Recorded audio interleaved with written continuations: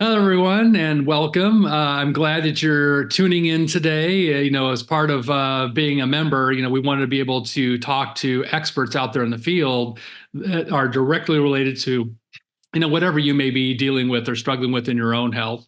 So I'm joined today by Dr. Peter Kahn. Dr. Kahn is a chiropractic physician. He's an expert in autoimmunity, brain, gut health. And we're going to talk a little bit today about how all this ties into really autoimmune disease, because so many people that I work with, and I know you work with, Dr. Khan, are struggling with autoimmune disease. So I really appreciate you spending time with us today. Thank you so much for having me. I know you have your own interesting story. We all come to do what we do for various reasons. And I love your story. And for people who've never heard you speak before, can you just share a little bit about how you kind of came to do what you do? Yeah, thanks for letting me share. I had a undergrad degree in exercise physiology, and when I graduated with that, it's like, what do I do with that? Personal trainer. At the time, it was like a $15 an hour job, so I'm like, screw it. So I went to work in sales, and then a few years later, I just realized I can do better for myself, and I went back into medicine, went to chiropractic school. At the time, I really didn't even know what that really is. I thought, oh, I'm going to be a sports medicine doc. But during that time when I was in chiropractic school, my father was diagnosed with liver cancer, stage 4, actually. And, at the time he was already 75, 76 years old. So basically the doctor said, hey, we don't do liver transplant for people that old. It's stage 4. So there's nothing we can do. So get your affairs in order. So my brother and I, my brother, who's also a chiropractor, we basically just took it into our own hands, say, hey, we're going to help our dad the best we can.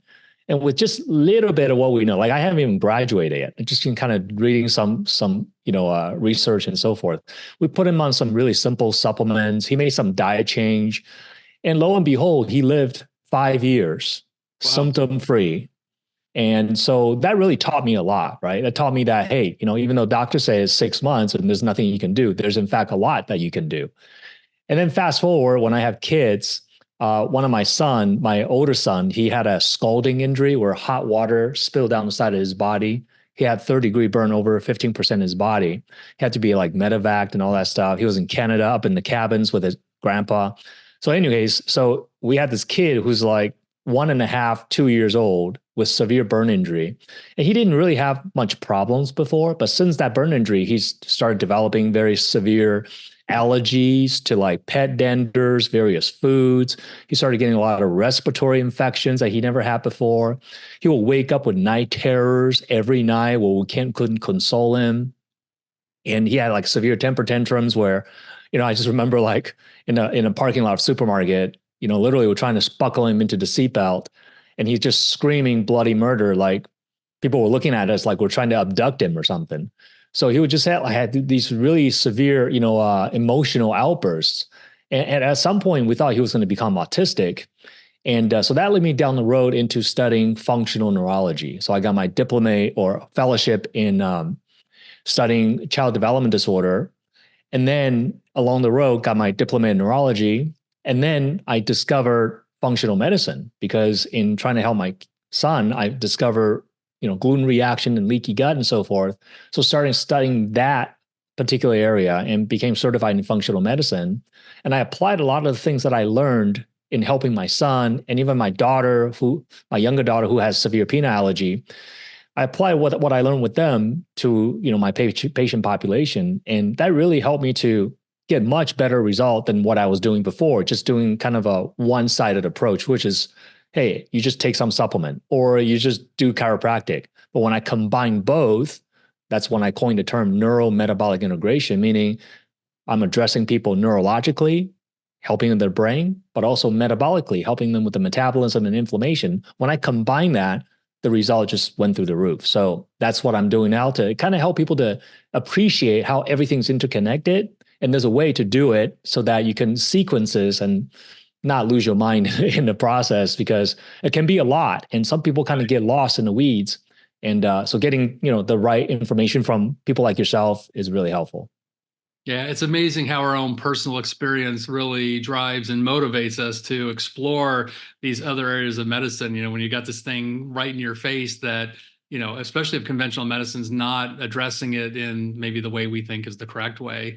And of course, we know a lot of what happens in conventional medicine's really more geared towards symptom control versus getting at the root cause of illness. One of the things I really appreciate about your work, Peter, is just this understanding, this really deep understanding between the brain, the gut, and the immune system, that triad, because they all talk to each other. Can you just explain a little bit more about that connection and how they all really interrelate to one another? Yeah. And then this brain immune gut connection, I coined the term, the big connection or the big idea, acronym for brain immune gut, really came from just me seeing a lot of patients, right? I've seen over 6,000 patients with chronic conditions. And through that process, I started to see that no matter if they come in with chronic Lyme, mold illness, Hashimoto's, chronic candida problem, what they all had was brain symptoms, they had immune system problems, they had gut issues.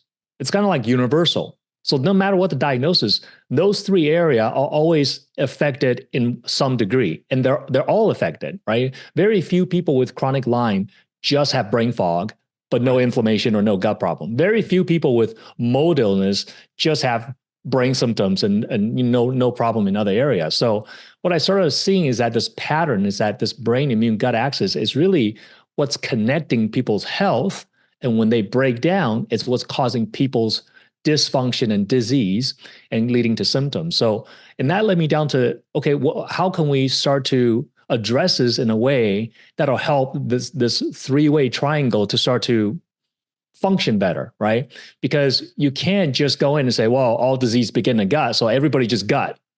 Well, then you're going to miss a lot of other parts too, right? Because all disease does not begin in the gut necessarily. Now, they may all involve the gut. That's why it's brain immune gut. It's all involved, but may not have started with the gut. For example, if somebody had a traumatic brain injury, they hit their head, concussion, and then that led to leaky gut. So in that case, it didn't start in the gut. That particular problem started in the head, but it involved the gut, right? So we have to be able to see all of it. And if we can do that, I think people will be able to be more empowered. They'll end up with more options at their disposal to help themselves.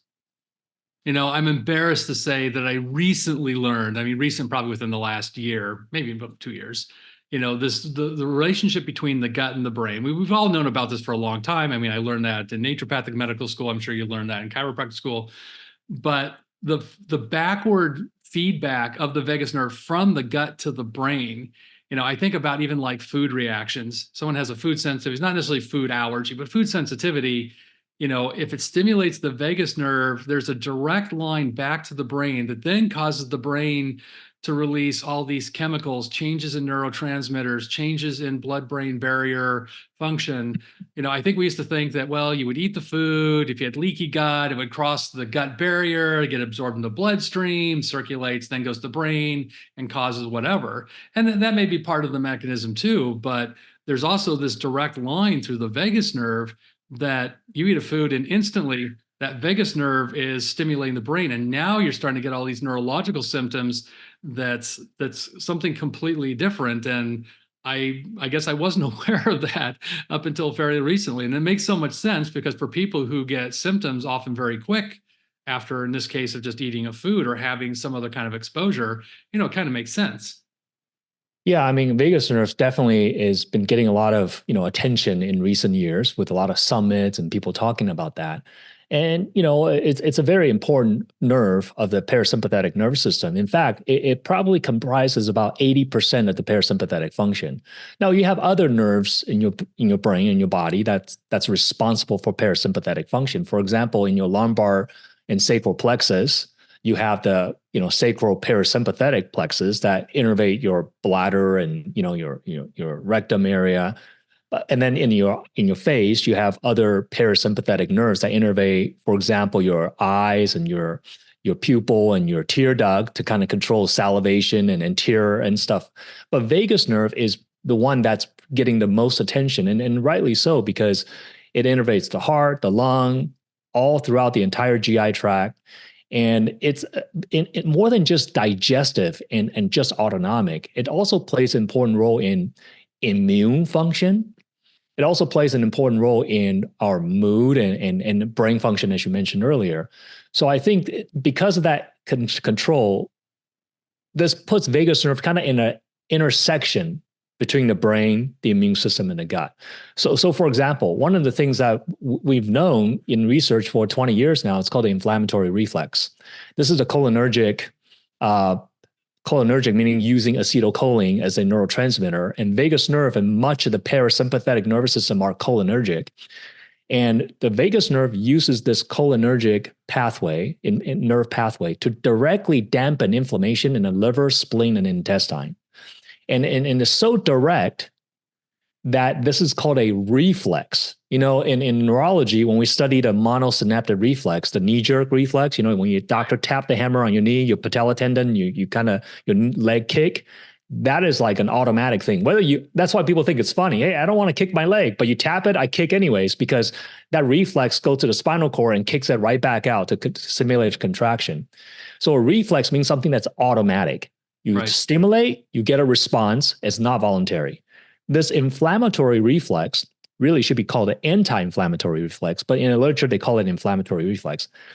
It means it's an automatic response, meaning if you have good vagal motor outflow, if your vagus nerve is efferent pathway is firing down into your gut, you actually directly dampen macrophage activation in your spleen and your liver and intestine. Now you say, like, what's the big deal with the spleen, liver, and intestine? Well, let's say intestine, 80% of your immune system is in your GI tract. So if you can dampen inflammation in the GI tract, that's 80% of your cytokine and inflammatory production potentially, right? Especially if you have gut dysbiosis.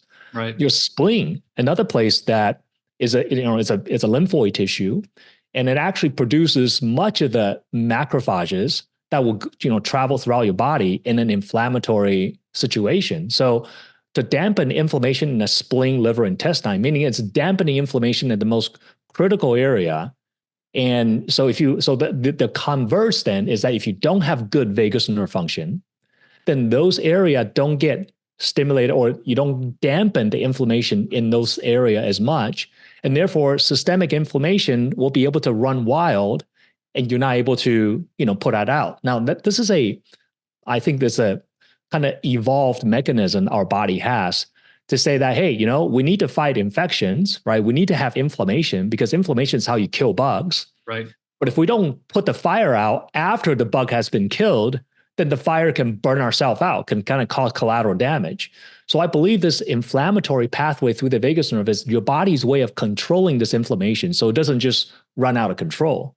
And so this is so important that they actually have developed, vagus nerve stimulation devices that are actually going through FDA trial for the treatment of rheumatoid arthritis, ulcerative colitis, various autoimmune disease where, these Humira and biologic medicines, Enbrel, they only work like half of the time for people. And that's great for the half of the people that it works for. But what about for the other half that the medication doesn't work? What do you do? Or sometimes people take these, medications for autoimmune disease, it works in the beginning, but then after a while it stops working for them because the root cause never addressed. So the problem just comes back. What do you do then when the drugs doesn't work, right? What's stronger than the drug? And the question is, the drug is the strongest as far as a chemical intervention, but the strongest drug still may not be necessarily treating the root cause of the condition. As you said earlier, it's a symptom treatment. And, symptom treatment is a very profitable business because then you always got to come back to treat the symptom if you don't get rid of the cause of the problem. So, the bottom line is vagus nerve is really important because they're developing therapeutics to do this vagus nerve stimulation using electrical stimulation rather than chemical to help to dampen inflammation in people with autoimmune disease. Yeah, on that topic, I mean, have you found other ways that people can help stimulate their own vagus nerve without necessarily using one of these medical devices? Yeah, and when I say medical device, by the way, what I mean is like an implant. So literally they're opening your chest up, putting an electrical device there, and then, there's a wire that wraps around the vagus nerve. I mean, it's an invasive technique. And, you got to go to the doctor for follow-up to for them to adjust the device. It's a pain, but it's a very high cost as well. And then also it's not very convenient when you go to the airport or have an MRI to have something in there, right? So other ways to stimulate the vagus nerve, they have been studying what's called transcutaneous vagus nerve stimulation. So where it's done through the skin. So simply using electrodes, it could be a ear electrodes or some kind of stimulation in the neck area. And then that can stimulate the vagus nerve. Now, you are going through some layers of skin, right? So probably the effect is not as direct as if you have a wire wrapping around the vagus nerve through an implant. Right. But research has shown that transcutaneous vagus stimulation has, a lot of great benefits. They're showing in animal studies and human studies that it's being very effective. Now, there's other ways besides electrical, because some people just kind of freak out, with electricity. They just don't like that idea, or some people get anxious about it, or it just doesn't work for some people. Then there's other ways to stimulate the vagus nerve. And this could be different type of exercises. So know that the vagus nerve exits your brainstem and then innervate much of the structure in your throat on its way down. It's a paired nerve, one on the left, one on the right. And then so on its way down to your gut, it kind of passes your throat. So it controls a lot of your muscles of swallowing, the vocal cord muscles. So you can actually stimulate the vagus nerve by activating those muscles that the nerve will innervate. So this will be gagging reflex, the gag reflex. This will be humming or gargling, right? All these involve using the throat muscles, which can stimulate the vagus nerve. Now, there's other ways besides those two. Those are just more directly like a vagomotor type of stimulation. There's also afferent vagal. So that would be sensory stimuli. And that could be, splashing cold water on your face, right? In fact, this is called the diving reflex. When your face is submerged underwater, the water and the fact that you're, kind of holding your breath a little bit as well, is called a diving reflex, which is, again, another reflex that helps you to be able to stay underwater and not just feel like the urge to breathe right away. So that's why some people can stay underwater for quite a while. And that diving reflex is very much mediated by the vagus nerve as well. So now you don't have to actually submerge and hold yourself underwater for 10 minutes. Just literally splashing water or just submerge yourself in a bowl of water for 30 seconds can be very helpful. So that's another way to do it. And then meditation and deep breathing exercise can, increase your HRV, which is heart rate variability. And heart rate variability is very much tied into the vagus nerve.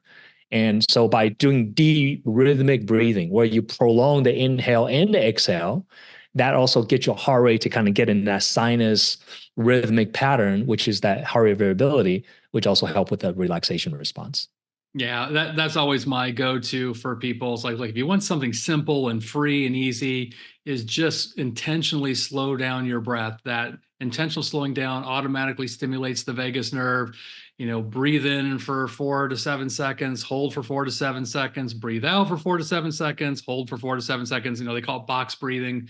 And that's just a really simple way to spend 3 to 5 minutes of just doing that. And particularly when you're stressed, it's amazing, how quickly you can kind of get your body out of that stress feeling by engaging the vagus nerve. There's a company out there called HeartMath that's done a ton of research, and basically it's a little device that hooks up to your phone that basically trains you to control your breathing, slow everything down. And again, lots and lots of research that when people do this consistently, they can train their brain to get out of that stress state under a minute by just doing this intentional breathing. So again, simple, easy. I always like things that are free or at least close to it. We don't have to get into, again, high-tech, implantable vagus stimulators to get our nervous system to quiet down a little bit. Absolutely. Yeah. And I love HeartMath, and HeartMath is, it really helped up my meditation game. It's like a biofeedback device, right? Because when you're using HeartMath, it's got a ears clip to your ear, which is just measuring your heart rate. And then that heart rate data is displayed on the phone and then gives you that heart rate variability data as you're doing the meditation. And it can give you audio cues and vibratory cues if you're not, having high HRV. So then it just kind of give you a little nudge to, hey, slow down, or, it's called the heart coherence, which means that it's not just the breathing. They also want you to kind of focus on the heart. And it's a sensation, right? It's not just the act of breathing. It's a sensation and the mindset, right? They want you to be in an attitude of gratitude or compassion, feeling the heart, breathing at the same time. And as you say, there's tons of research on how that type of practice can really help to augment someone's relaxation response. I know so much of the work you do is in and around autoimmune disease. Can you tie in a little bit about this brain immune gut axis? How does that really tie into different types of autoimmune diseases? Yeah. So, when you have autoimmune disease, what that means is your immune system has lost tolerance. And to get a little bit more geeky, okay, what that means is that your body constantly have normal cellular turnover. And it also constantly have some kind of bug, right? There's always some kind of bug. You don't know there's a bug just because if your immune system is working properly, it's getting rid of the bug in the background. So you don't even feel symptom in the first place, because the way the bug causes problem a lot of times is that if the infection or pathogen is growing, meaning they're making more babies, right? Most viruses and bacteria, they go through mitosis, or fission, they divide, right? They kind of divide into two into four into eight, and then so on and so forth. So the more pathogen, bacteria, virus, protozoa, whatever, candida, then they're going to take up space. They also take up energy, right? And then then a lot of times how they get their energy is by eating the things around them, right? So that's why they cause tissue damage and inflammation, because they're literally damaging your tissue by eating up your cells and getting energy from it. And so in that sense, having these pathogen is a inflammatory process, and killing the pathogen is an inflammatory process. But there's this thing called a bistable neutrophil pathogen balance, right? So neutrophil means your white blood cells that kill pathogens. So this bistable neutrophil to pathogen balance means that at any given point, you have so much pathogen load in your body. And that's all okay, as long as your neutrophil or your white blood cells are like winning, like just above it, right? So let's say there's like 12 white blood cells and 10 bad guys. Well, the 12 white blood cells will be able to beat the 10 bad guy because you're gaining up on them a little bit, right? So you don't need to squash the bug down to zero, because there's no sterile human being. Let's just say that. There's no such thing as a sterile human being. So your attempt to like disinfect and wipe everything and, make your environment a germ-free environment, it's in vain, because you can't do it all. There's always going to be some germs. You're literally 90% microbe. Right. You can't clean your environment to be completely germ-free. I mean, you could try, unless you're in a hospital or in a lab, you can, like in a lab, they can induce a sterile environment. Right. But like in the home that you live, it's not going to be sterile, and neither is your body sterile. So don't even try it to go down that road. The reason why people get sick is because either the immune system can't work, right? Or sometimes you do get an acute predatory pathogen, or like TB, tuberculosis, right? That kind of bacteria they're there to kill you, right? But then there's many other bugs that they're just there to live with you, like Epstein-Barr, cytomegalovirus. So the goal is not to squash these bugs to zero. The goal is just make your immune system stronger than the bug by just enough to keep the bugs under control. And then you're going to do fine. So how does it relate back to autoimmune? Well, if you have bugs that you can't control, then that process of bug damaging your tissue is going to create cellular debris. That cellular debris is going to get picked up by your immune system as well, right? Because your immune system is just picking up all these like chemical scents and protein and debris. And their job is to look at these protein and chemicals and see if it's a bad guy that they need to attack.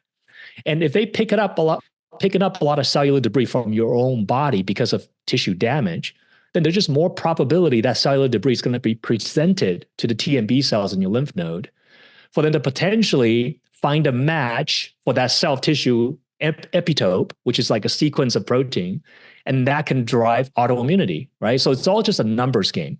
Let's say at any given point, 1% arbitrarily, just say 1% of your tissue can become autoimmune. Well, if you have 100 particles of your own self-tissue being exposed to T and B cells versus 1 million of self-tissue being exposed to T and B cells, well, 1 million and 1% is going to be a higher number than 1% of 100, right? So if you have a lot of cellular debris and inflammation, that's going to drive the higher probability you're going to get autoimmune. Now, not just that side of it. Now, some people, their percentage is not 1%, their percentage is 3%. Right. Either because of genetics or because they have ramped up their immune system so much that your immune system's always on guard.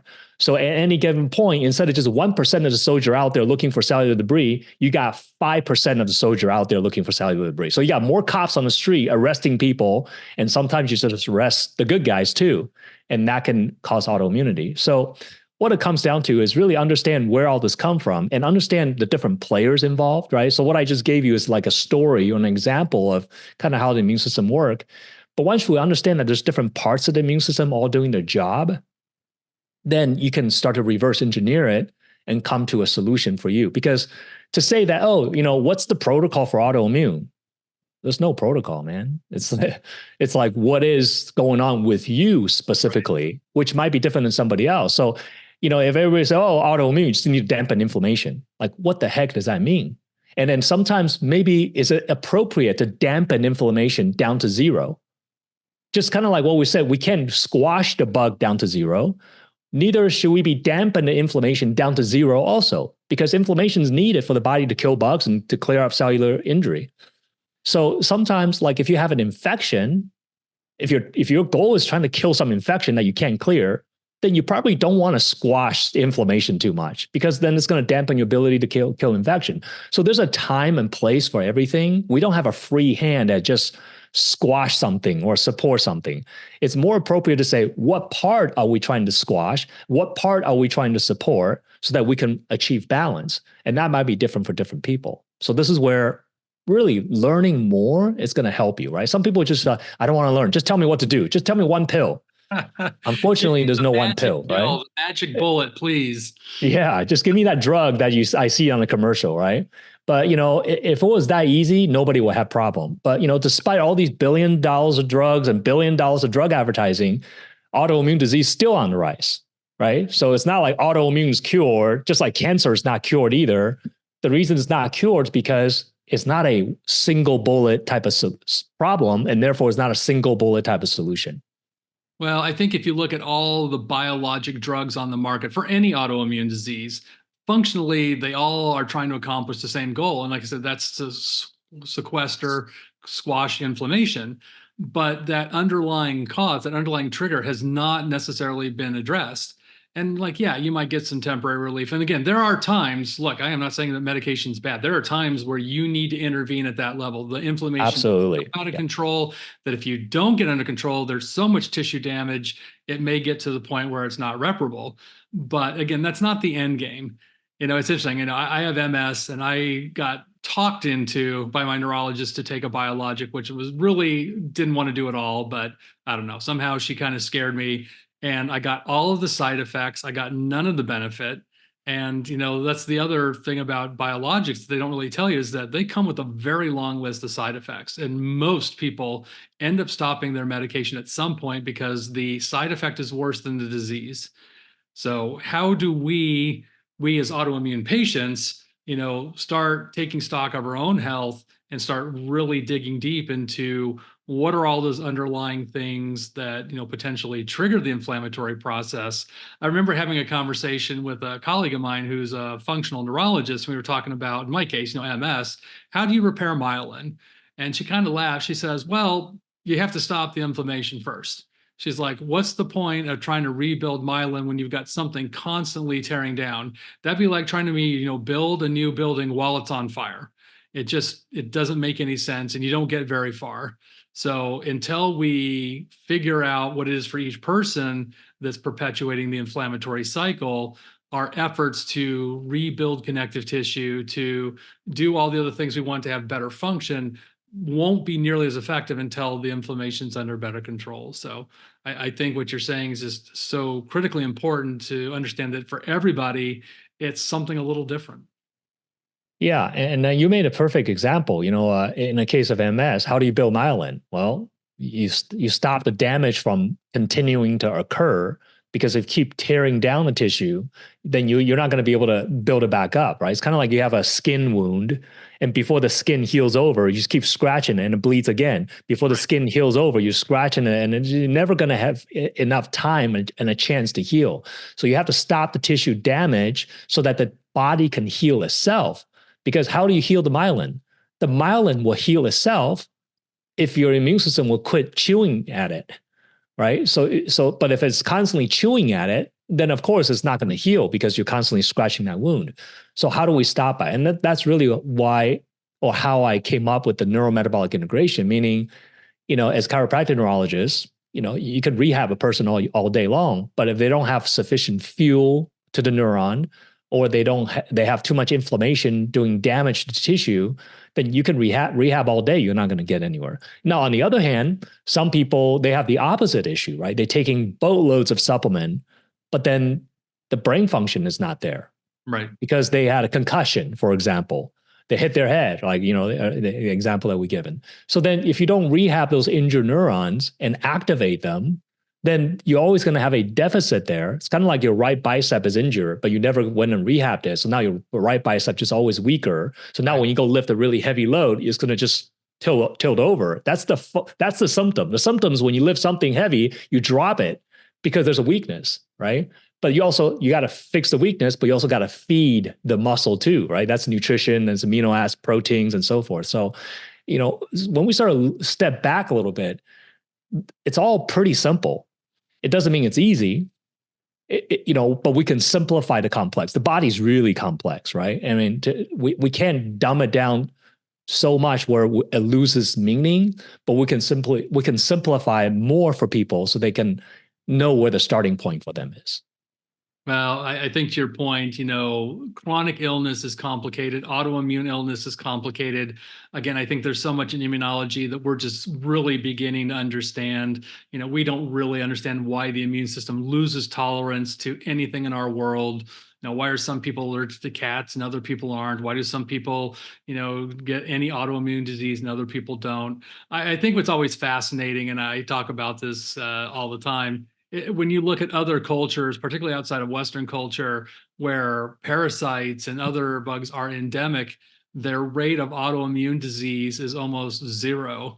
There's some pretty compelling evidence that having exposure to beneficial parasites, to some of these other bugs, we've become such, like you said, a sterile obsessed society. We sterilize our food, we irradiate our food. We're so afraid of getting infection that the things we used to get exposed to just through dirt, primarily through our food and sometimes our water, was probably actually very protective in our gut and helped us learn about what's in our environment to tolerate it better. And as we've kind of sterilized, we've lost a lot of that immune tolerance. We don't have the same level of microbes that we used to have in our food and our water supply. And, again, we're still learning more, but I suspect that that's a big part of why we see this big shift in people's guts, and ultimately why we see the development of autoimmune disease.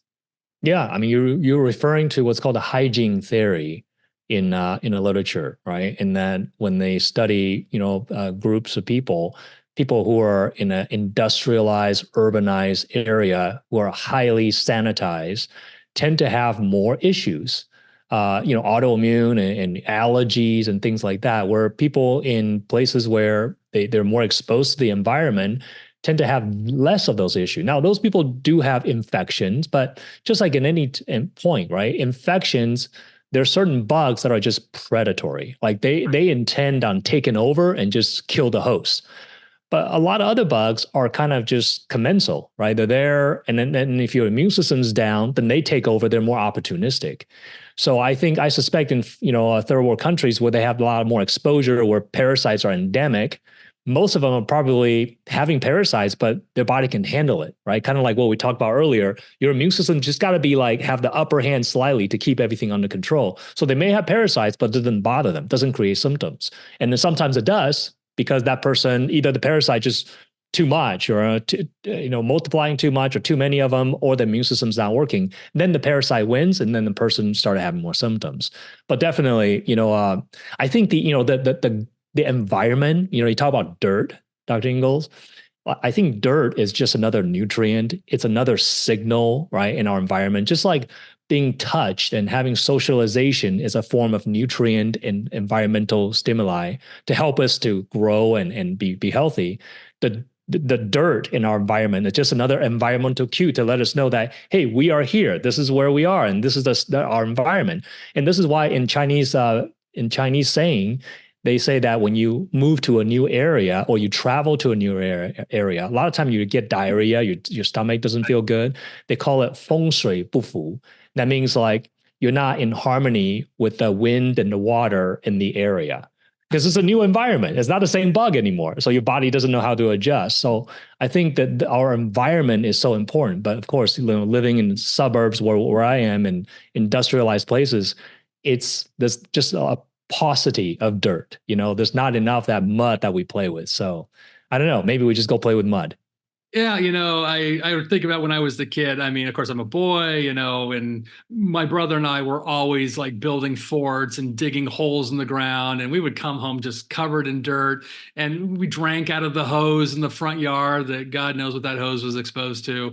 And we had a lot of exposure to our environment. That was part of our childhood. I can remember we had a creek nearby, and we used to go play in the creek and throw mud. And I'm sure to some degree that exposure, because inevitably you're going to touch it, you're going to put it in your mouth, you're going to get it, in and around your body. But, your immune system learns so much that way about, again, what's part of your world. And I think we saw this during the pandemic where people were going through hand sanitizer like it was nothing.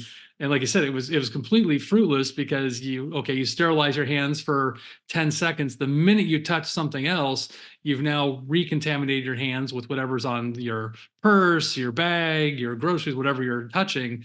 And it's such a short-lived thing. So yeah, I think to some degree we need to go back to, getting more in touch with their environment, letting kids play with dirt.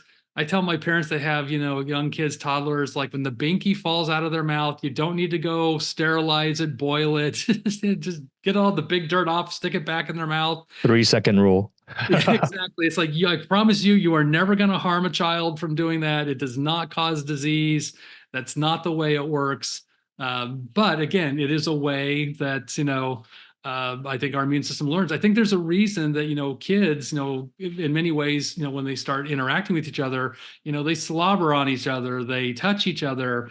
And again, I think that's a good thing because it's a way that they're learning about other people's microbiome, other things that's in the world, slightly different shifts in microbiome that ultimately teaches our immune system what's supposed to be there. Well, people always say, oh, my kids bring all the bugs from school home. But, the fact that your kids get sick from the bugs from school means that his or her immune system is learning about the bug from school and is developing antibody. So it's kind of like it's preparing their immune system for the future. So, the immune system is meant to be used, right? It's meant to generate symptoms as a way to kill off things. But once you kill off things, you develop immunity to that particular bug. And that's how your immune system goes to school, so to speak. So if you want your immune system to get a PhD education, then, don't be afraid of getting sick from time to time. Now, if once you get past childhood years, if you're an adult and you're still constantly getting sick, then that's not normal because by then your immune system, once you get out of high school, your immune system should have matured to kind of, know like, okay, this is kind of what I'm dealing with in the environment. So if you're still sick, then that indicates some kind of weakness in the immune system. Yeah. Well, I know you have so much to share in your masterclass, and I really want to encourage people tuning in to check it out. I mean, it is one of the most comprehensive masterclasses I've ever seen that really dives deep into all the different things, like you said, brain health, gut health, immune health, with a lot of very practical things like here are things you can do along the way. And again, we know there's no one size fits all approach, but just understanding all these foundational things that you can do at home. I think it's always great to have a practitioner walk through this with you to give you extra guidance, but you've given people such a great tool resource to access all this great information. So we'll definitely connect the link to the masterclass, and I just really encourage everybody to check it out. So again, I'm always grateful to talk with you, Peter. You're just just a great source of knowledge, and we always have great conversations. So I'm just grateful to have you here. Thanks for having me. It was a lot of fun. All right, thank you.